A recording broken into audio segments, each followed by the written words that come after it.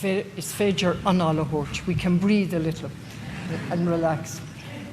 So, a híisi, a phríomhreithimh, Ari, bhuail cóirla an Stát, bhuail an Oireachtas, ambassadóri, ceannairí aglista, agus ina úsle ar fad, chomh maith le an céad ara an túisceart, Michelle Smith, agus na ceannairí eile ó gach cairn den túisceart.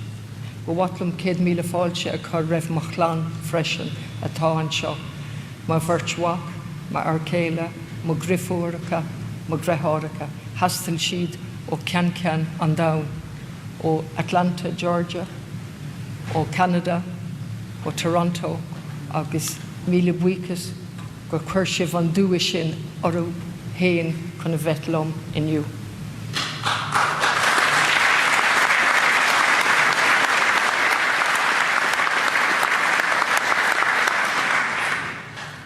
I stand before you humbly and proudly as the 10th President of this beautiful country. The people have spoken and have given their President a powerful mandate to articulate their vision for a new republic.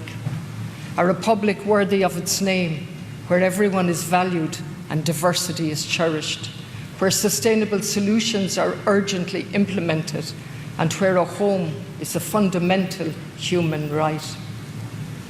The change that led to this joyful day began with a small group of elected representatives and volunteers facing what appeared to be insurmountable challenges. We were led to believe that it was too great a leap, that our ideas were too far out, too left, at odds with the prevailing narrative. In shared conversations all over the country, however, it became evident that the dominant narrative did not reflect or represent people's values and concerns. Time and time again, people spoke of how it served to silence, to other, to label, to exclude, and to stifle critical thinking. Along with that, however, along with meaningful engagement, we saw the emergence of hope. We saw the emergence of joy, along with the courage and determination of people to use their voices to shape a country that we can be proud of.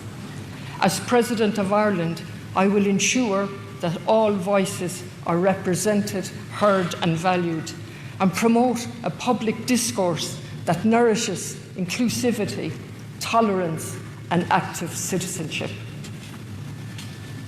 Previous presidents faced different challenges reflecting the dominant issues of the day. In 1990, Mary Robinson, and I want to welcome Mary Robinson and her husband Nick, when Mary was elected, the parameters of geopolitics were shifting following the fall of the Berlin Wall the previous year and the dissolution of the Soviet Union, while at home, Ireland was undergoing its own seismic changes, laying the foundation for a modern and inclusive society. In 1997, 1 year before the Good Friday Agreement, the former President Mary McAleese, and again I want to welcome the former President and her husband Nick, when she was elected in the midst of the ongoing peace process, a landmark event in shaping a shared vision for the future of Ireland. In 2011, Michael D. Higgins assumed office, and again I want to pay tribute to his courage and his work.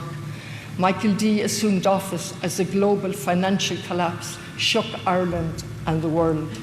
The reverberations of that crisis continue to impact upon and shape people's lives and our economy.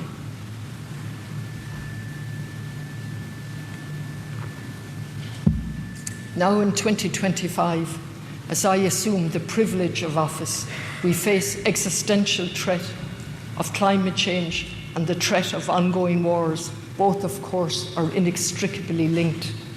As I speak, I am acutely conscious of the 165 million people currently forcibly displaced from their homes and countries due to war, famine, and climate change. We cannot turn back the clock nor close our eyes to these realities.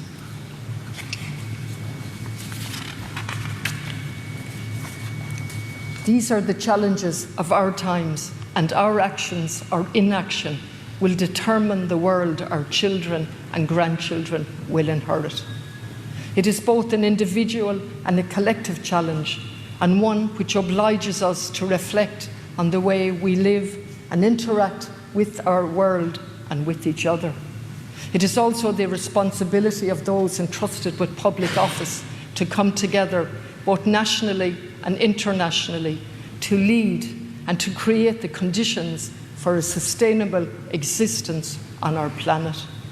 It is significant that today is Remembrance Day, the 11th of the 11th, 2025. It is significant. It's significant on so many levels, but it gives us the opportunity to pause and to reflect on the horrors of war in a world where, unfortunately, we have all become witnesses to ongoing wars and genocide.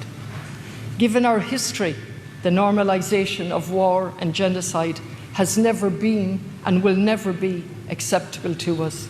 As a sovereign, independent nation with a long and cherished tradition of neutrality and an uninterrupted record of peacekeeping since 1958, Ireland is particularly well placed to lead and articulate alternative diplomatic solutions to conflict and war.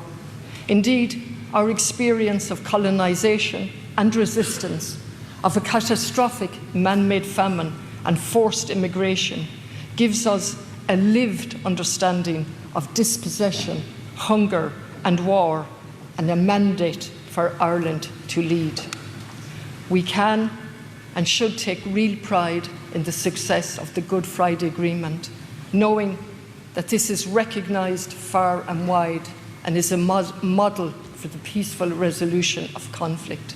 We also know that this journey of peace and reconciliation was the result of meticulous and methodical work over a long period of time, and this work continues to this day.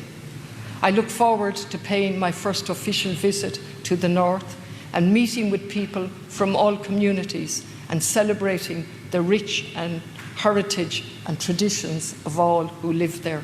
I am particularly conscious of Article 3 of the Constitution, which sets out in detail the firm wish of the Irish people, the Irish nation, to have a united Ireland, albeit with the conditions set out very clearly in that article consent. As President, I will foster an inclusive and open dialogue across the island in a manner that highlights and recognises our similarities and respects our differences. I want to acknowledge our large and growing diaspora. There is hardly a family on this island that does not have a personal experience of migration. On every continent, our immigrants have put their ingenuity and hard work at the service of new homelands. Yet, they have kept their love of Ireland and its culture deep in their hearts. I hope over the next 7 years that there will be many opportunities for me to celebrate with them and share our experiences. I have never believed more in the spirit of this country.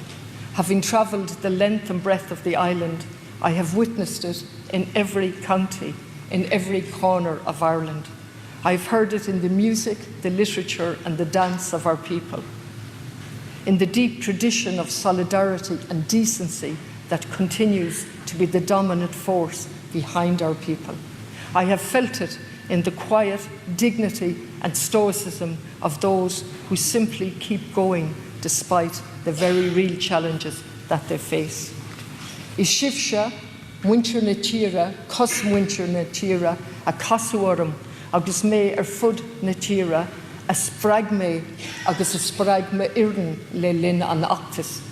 Sifse a hui agus a héin in gle le aspi seirbhísí agus riachtanas gach lá beo aspi nar ceart a bheith fós an I tír atá có sever.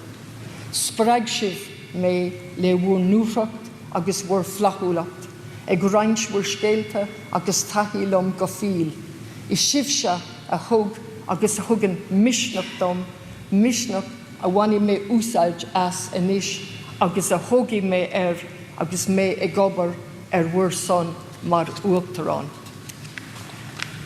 Nóir, tá táhacht na teanga chun anam agus spirid na tíre a thabhairt chun cinn tuige agam le blianta fada inis.